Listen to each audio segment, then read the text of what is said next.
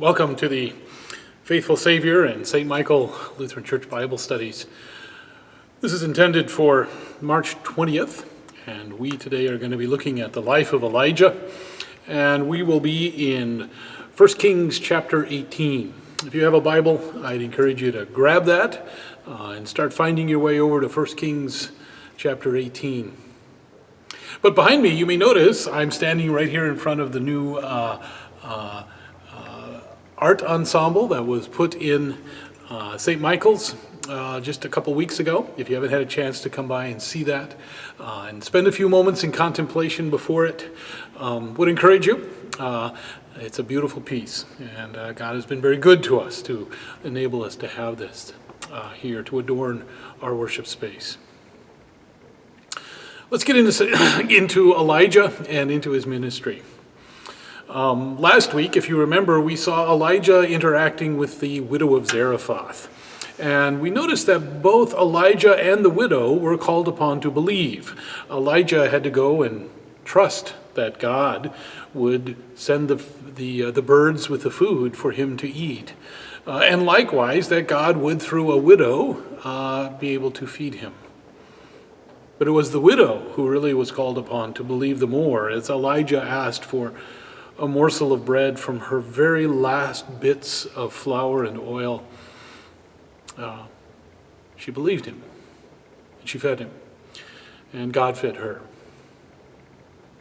Faith is going to be a major theme throughout this entire sequence of the ministries of Elijah and Elisha, because the author of the Deuteronomic history is calling upon his exiled Jewish audience to believe what God has told them.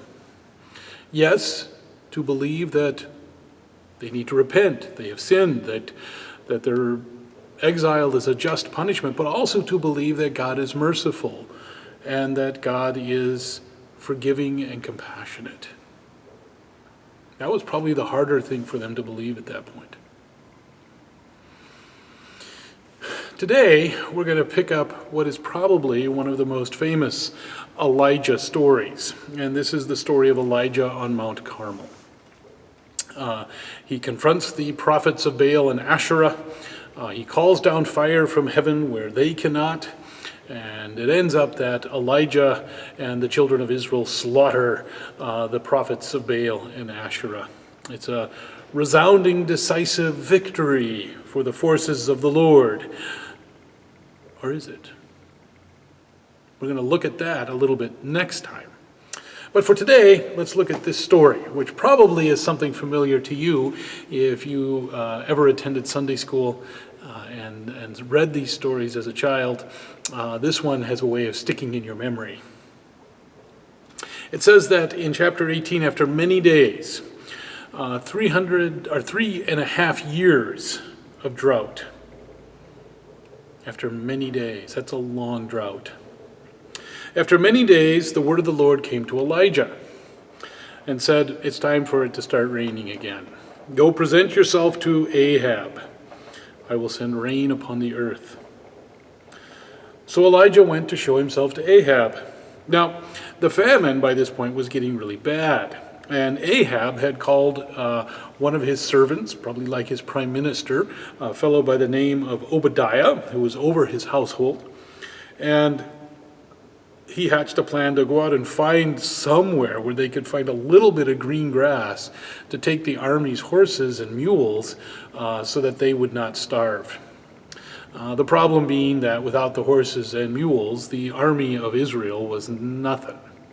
They needed to have the cavalry, the chariots, and the capacity that the mules brought to them. And so Ahab called Obadiah and said, let's split up and let's go out and find some places that are green. Now we learned something about Obadiah. This is different than the prophet Obadiah that shows up later because this was a common name at the time. Literally, the word means servant of the Lord. The name Obadiah is servant of the Lord. And Obadiah had lived up to that name. When Jezebel had cut off the prophets of the Lord, Obadiah had taken 100 of them and hid them by 50s in a cave, and he fed them and he took care of them. So he has gone to risk already to serve the Lord. And he is a faithful man. And so they split up and they start looking throughout the land. And here comes Elijah. And he presents himself to Obadiah. And this scene is absolutely wonderful. I want to read this because Obadiah is so real right here. Obadiah falls on his face. He says, "Is that you, Elijah?" He says, "It is I. Go tell your Lord, behold, Elijah is here." And Obadiah says, "How have I sinned that you would give your servant into the hand of Ahab to be killed? He's going to kill me if I come and tell him that. As the Lord your God lives, there's no nation on earth, there is no kingdom where my Lord is not sent to seek for you." And when they would say he's not here, he makes them swear an oath that they have not found you. And now you say I'm supposed to just show up and say, "Hey, Elijah's here. As soon as I have gone away, the Spirit of the Lord is going to take you away. And when I bring Elijah back, you're not going to be here. And he's going to look at me and he's going to kill me." Don't you remember what I did when I protected the prophets of the Lord? And now you say, "Oh, just go casually and say, Elijah's here. He will kill me." I love that image of this guy who has tried to do everything right. And yet he realizes that if he does this thing and it doesn't work out, everything is on the line for him. I think the people in exile would have resonated, would have identified a little bit with Obadiah. And Elijah makes a promise. "As the Lord of hosts lives, before whom I stand, I will show myself to him today. I promise you." Go tell him. So Obadiah went and told him, and Ahab went to meet Elijah. When Ahab saw Elijah, Ahab said, "Is it you, you troubler of Israel? I'm blaming you for this drought." And Elijah answered, "It's not I who have troubled you, or Israel, but it is you and your father's house, because you have abandoned the commandments of the Lord and you have followed the Baals. Now, send and gather all of Israel at Mount Carmel, and the 450 prophets of Baal, and the 400 prophets of Asherah who eat at Jezebel's table. We're all going to meet." Elijah's choice of a place is very interesting. It's not Jerusalem, which is the holy space to the Lord. It is Carmel, which is this large mountain that juts out into the Mediterranean Sea on the south end of the region of Tyre and Sidon, right on the border between Israel and the Canaanite regions. And it is sacred to Baal. Remember, Baal is a storm god. He's a rain god. Lightning is his thing. And so high up on a mountain, especially this mountain right on the sea where the water is coming, the humid air is coming in, that's where the storms start. It feels like that is Baal's home turf. Elijah is giving every advantage to Baal here. He says, "Have all Israel come, meet me there." So Ahab sent to all the people of Israel, and he gathered the prophets together at Carmel. And Elijah came near to all the people, and he said, How long will you go limping between two different opinions? If the Lord is God, follow him. But if Baal, then follow him. Stop pretending to be Israelites that follow the Lord, who also happen to worship Baal. You've got to make a decision here." But the people did not answer a word. Then Elijah said to the people, I, even I only, am left as a prophet to the Lord. I'm all that's left. But Baal's prophets are 450 men. Here's the deal. Let 2 bulls be given to us. Let them choose one for themselves, cut it into pieces, lay it on the wood, prepare it as a sacrifice. But don't put any fire to it. And I will prepare the other bull, lay it on the wood, and I also will put no fire to it. You call upon the name of your God, and I will call upon the name of the Lord. And the God who answers by fire, that one is God. Again, notice they're on Baal's home turf, and now the test is playing right into Baal's strength. Because remember, Baal is a storm god. And as a storm god, one of the things that Baal does, and many of our early depictions of him from this time period show him holding a lightning rod, or a lightning bolt, in each hand, or in one of his hands. And akin to this, he's a little like Zeus in the Greek mythology. He's the hurler of lightning bolts. This is exactly in Baal's wheelhouse. And so Elijah said to the prophets of Baal, why don't you guys go first? You are many. That way it'll go faster, and if Baal answers you, well, then it's done.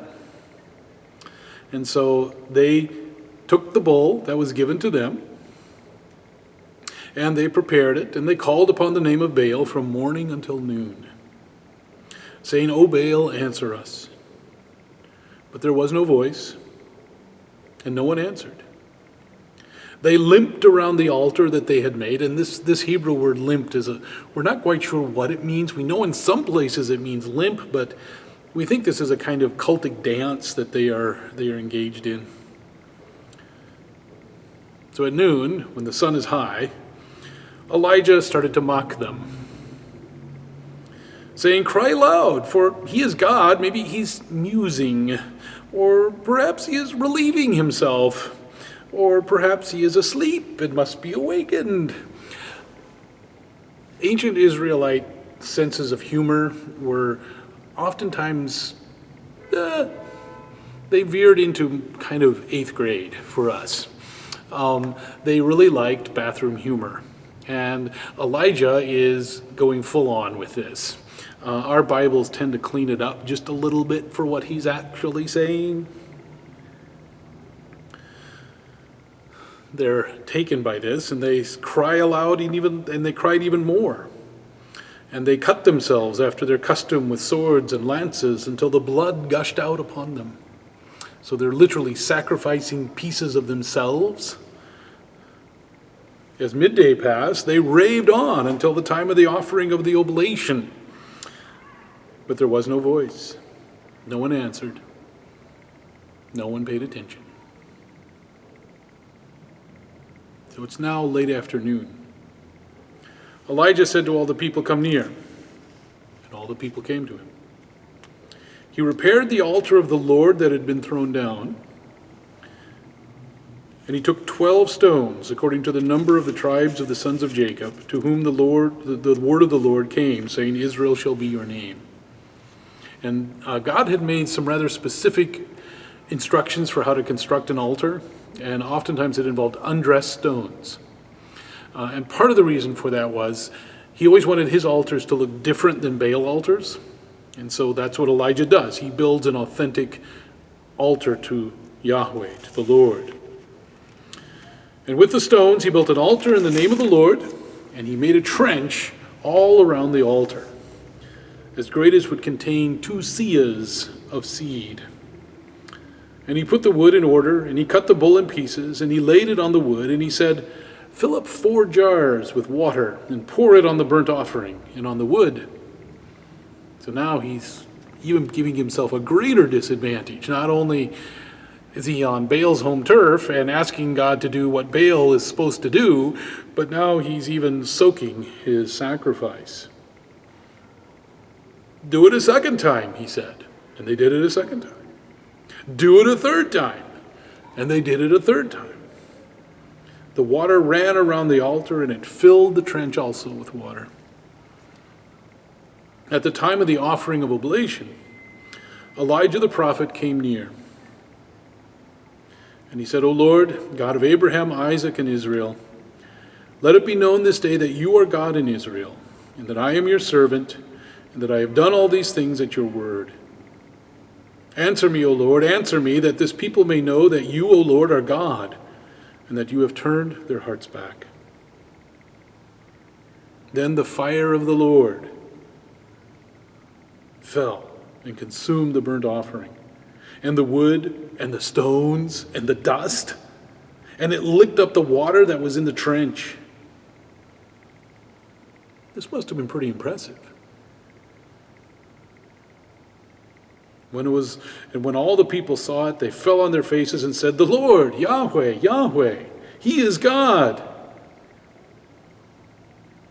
And Elijah said to them, Seize the prophets of Baal. Let not one of them escape. And they seized them, and Elijah brought them down to the brook Kishon, and he slaughtered them there. It's a complete victory. Elijah has challenged Baal on his home turf. He has worked every advantage to the Baal worshippers. They get to choose the first bull. They get to do everything the way they want to do. They have all day. But no one listens, and no one pays attention to them. Because the point is pretty clear. There's nobody there. Elijah constructs his crude altar, pours water all over it, and utters one simple prayer. And the fire of God rains down from heaven above. For the people who are in exile, and for people who live in 21st century America, the message is much the same. For the people in exile, they had heard the Babylonians tell them, well, the reason you're in exile and our army beat up on your army is because our God is stronger than your God. That's the simple way of the world. The people with the stronger gods win all the wars. And the Israelites were susceptible to that. I mean, this is the culture in which they lived. But the Deuteronomic history, this passage right here we just read, wants to tell them, no, that isn't necessarily the way you read that. There were many, many more prophets of Baal, and it sure looked like all the prophets of Baal were winning. But in truth, no one listened, no one paid attention, because nobody's there. There is only one God. There is only one Lord, and it is the Lord, Yahweh, the God of Abraham, Isaac, and Israel. Never forget, says the Deuteronomist, one little prayer, one faithful prayer by one faithful person. I, only I, says Elijah, am left. Can call down the very might of the cosmos, a fire from heaven. Why does he go and kill them all? Well, I think we need to sometimes remember that God has very little tolerance for sin. He may be forbearant, he may forgive it, but make no mistake about it, God does not tolerate it. God will expunge it, and it will have no place in his heaven. Elijah slaughters them all. Then Elijah says to Ahab, get up, eat, drink. There is the sound of rushing rain. And so Ahab went up to eat and drink, and Elijah went up to the top of Mount Carmel. And he bowed himself down to the earth, and he put his face between his knees. And he said to his servant, go up now and look toward the sea. And he went up and looked and said, there's nothing. And he said, go again. 7 times he did this. And the 7th time, He said, "Behold, a little cloud like a man's hand is rising from the sea." And he said, "Go up and say to Ahab, prepare your chariot and go down, lest the rain stop you." And in a little while the heavens grew black with clouds and wind, and there was a great rain.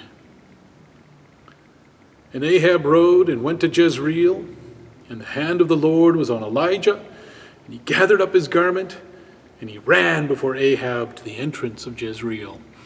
So you have this picture of Ahab furiously beating his way to looking over his shoulder at the clouds behind him, and here comes the rain, and he's trying to make it into town before the rain comes, and all of a sudden here comes Elijah zipping right past him. It's a great picture. What does this say to us? You know, I think a lot of people look around today and it feels like God and the church and Christianity are in full-on retreat in North America. We feel like the days of our victorious presence, and when we built these big churches and we needed them, they're long gone. But the story of Ahab on Mount Carmel is a story that says, don't judge this book by its cover. And don't imagine that success always means the blessing of God. One faithful person uttering one faithful prayer. That's all it took. It's all it took for Elijah to change everything. I don't know what God will do. I'm not a prophet. I'm a preacher. There's a difference. I do some of the things he does, but not that one. I can't stop the rain. I can't start it again. But I am called, like you, like the widow of Zarephath, like the people of Israel, called to believe, called to trust, to walk faithfully before our God in this day and in this time. God never said it would be easy. And in fact, we're going to see that Elijah, for all this victory, that may not be quite even the great thing we think it is. If you have questions about this, please give me a call, give me an email.